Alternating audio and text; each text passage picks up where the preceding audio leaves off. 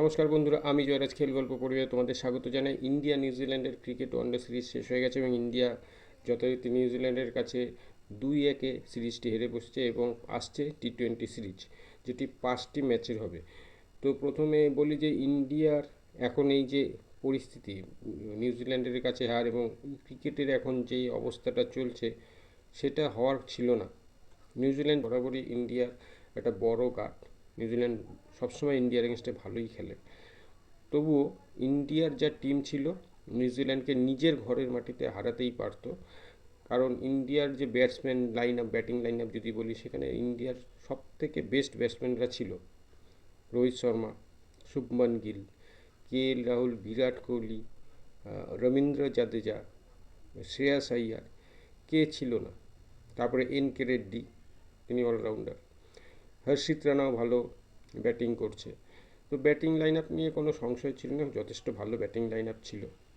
বোলিংয়ে আমার মনে হয় যে এইবার সুযোগ সময় এসছে মোহাম্মদ শামিকে ফিরিয়ে আনার, অবশ্যই ফিরিয়ে আনার। এই যে ক্রিকেটে এই যে জিনিসটা যতদিন থাকবে, যে কোনো স্পোর্টসে, যে লবিবাজি, নিজের কোঠার প্লেয়ারকে খেলাবো, যে পারফর্ম করছে তাকে নেব না, এই জিনিসটা থাকলে ক্রিকেট কোনোদিনও এগোবে না, যেটা ইন্ডিয়ার ছিল না। এবং ইন্ডিয়া যথেষ্ট ভালো খেলছিল, অ্যাচিভমেন্টও ভালো ছিল, টেস্টে বলুন, ওয়ানডে বলুন এবং টি-20 ক্রিকেটেই বলুন।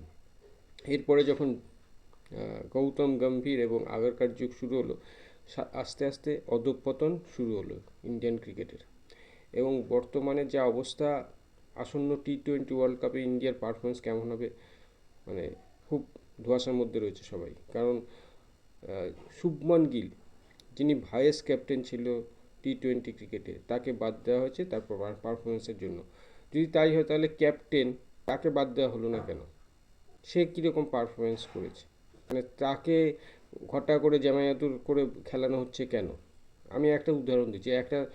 আপনি রান্না করবেন, সমস্ত সেরা সেরা মশলা আপনাকে দেওয়া হলো, সবজিও একদম ভালো মানের দেওয়া হলো, কিন্তু আপনি রান্না করতে গিয়ে কখন কোন সবজি মিক্সিং বা কখন কিভাবে করবেন সেটা জানেন না, আপনি আপনার মতো করেন, রান্না কি ঠিক হবে? হবে না।